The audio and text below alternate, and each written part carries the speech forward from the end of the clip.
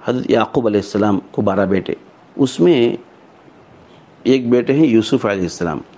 ان کے بھائی ہیں بنیامین علیہ السلام، اور 10 بیٹے ہیں، پورے 12۔ تو یعقوب علیہ السلام کو یوسف علیہ السلام سے بہت محبت تھی، اور ان کے ساتھ بنیامین علیہ السلام ان کے پیچھے۔ یہ باقی جو 10 بھائیاں ہیں، ان 10 بھائیوں کو دل میں حسد ہو گیا، ہمارے ابا یوسف سے زیادہ محبت کرتے ہیں بول کر کیا کرے، لے جا کو کنویں میں ڈال دیے یوسف علیہ السلام کو۔ اصل یوسف مر جا کو ختم ہو گیا تو اچھا رہتا، ہمارا ابا ہمارے سے محبت کرتے بول کر یوسف علیہ السلام کو، ابا کو بولے ہمیں ذرا باہر پھرانے لے جاتے بول کر یوسف علیہ السلام کو لے جا کو کنویں میں ڈال دیے۔ تو لکھتے ہیں بہت سے یوسف یعنی اچھے لوگ اپنے بھائیوں کے دھوکے سے کنویں میں ہیں اس وقت بھی۔ اللہ کسی کو جو ہے نام دیا، کسی کو عزت دیا، اللہ کسی کو جو ہے نیکی دیا، اللہ کسی کو مقام دیا، اللہ کسی کو کسی سے دین کا کام لے رہا ہے، اللہ کسی سے کچھ بھی خیر، کوئی خیر کی چیز اللہ دیا ہے، کسی کو اللہ مال دیا ہے، کسی کو اللہ جو ہے دین کی خدمت میں اچھی صلاحیت دیا ہے، تو اسی فیلڈ والے دوسرے لوگ اس آدمی سے جلتے ہیں،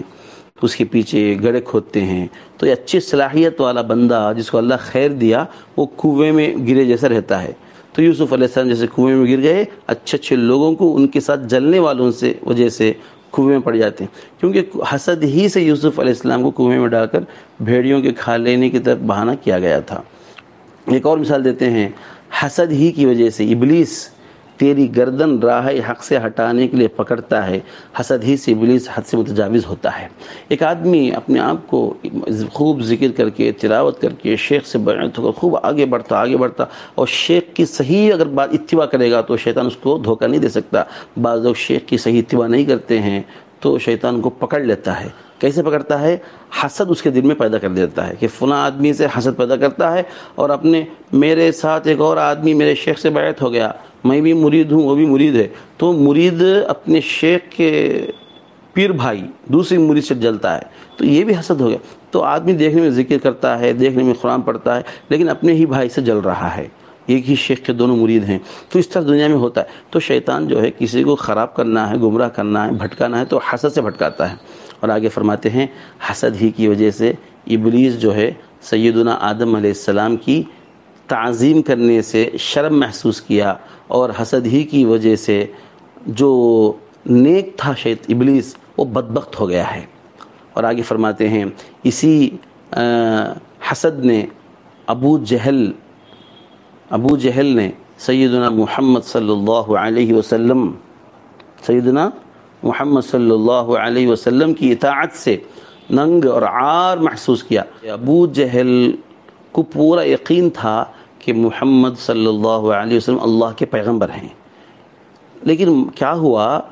ان خود بولتا تھا، اور بلکہ واقعہ آپ کو سنایا ہوں میں کہ 3 بڑے سردار تھے اس زمانے میں مکے میں، اس میں ابو جہل بھی ایک تھا،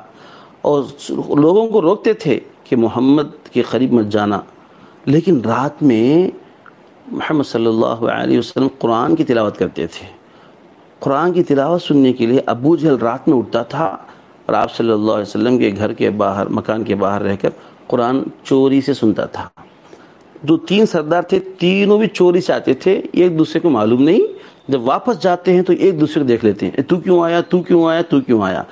تو بولتے ہیں آئندہ سے مت آنا، تو بھی نہیں آنا، تو بھی نہ، میں بھی نہیں آتا۔ پھر دوسرے دن ایسے ہی ہوا، کیونکہ مزہ آتا تھا قرآن سننے میں، تیسرے دن بھی ایسے ہی ہوا۔ پھر آخر میں لوگ بولے ابو جہل کو، جب تو اتنا ان کو چوری سے قرآن سنتا ہے تو مان لے، ایمان لا لے ان کے اوپر۔ تو ابو جہل کیا بولا، مجھے پورا یقین ہے محمد جو ہے اللہ کے پیغمبر ہیں صلی اللہ علیہ وسلم، لیکن بات یہ ہے مکے میں ہمیشہ 2 خاندانوں کا ٹکر رہا، ایک قریش خاندان جو محمد کا خاندان ہے صلی اللہ علیہ وسلم، دوسرا ہمارا خاندان ہے، ہم دونوں خاندانوں کا ہمیشہ مقابلہ رہا ہے، کسی بھی انہوں آگے بڑھ گئے تو ہمیں بھی ان کو مقابلہ کرتے، ہمیں وہ غریبوں کو کھانا کھلا کے خوب نام کماتے ہیں تو ہم بھی غریبوں کو کھانا کھلاتے ہیں، وہ لوگوں کی خوب خدمت کرتے ہیں تو ہم بھی خدمت کرتے ہیں، کبھی ہم ان سے پیچھے نہیں رہے۔ اب مسئلہ آ گیا ہے نبوت کا کہ وہ قریش کے خاندان میں نبوت آ گئی، ایک نبی آ گیا ہے، وہ ہمارے پاس نہیں ہے، اگر میں اس پر ایمان لا لیا، ان پر ایمان لا لیا محمد صلی اللہ علیہ وسلم پر، تو ہمارا خاندان گر جاتا، کم ہو جاتا بول کر میں ایمان نہیں لاتا۔ تو حسد کی وجہ سے ابو جہل نے انکار کر دیا۔ تو اسی وجہ سے ابو جہل نے حضور صلی اللہ علیہ وسلم کی اطاعت سے شرم محسوس کیا اور اپنے آپ کو بڑا سمجھا۔ اصل میں ابو جہل کا نام مکے کے اندر ابو الحکم تھا۔ ابو الحکم بولے تو بڑا آدمی، فیصلہ کرنے والا، گاؤں کا پنچایت بولتے ہیں نا ویسا، لیکن حضور صلی اللہ علیہ وسلم سے جلنے کی وجہ سے اس کا نام بدل پڑ گیا ابو جہل، جہالت والا، جاہل۔ بہرحال تو آگے حضرت فرماتے ہیں جس آدمی کے مزاج میں خرابی ہوتی ہے، جس آدمی کی روحانی ایمانی طبیعت بیمار ہوتی ہے تو وہ کسی کی اچھائی پسند نہیں کرتا۔ ایمان کے اعتبار سے خود بیمار ہے، کوئی آدمی نیک بن رہا ہے، اخلاق والا بن رہا ہے تو دیکھ کر جلتا ہے آدمی۔ سبسکرائب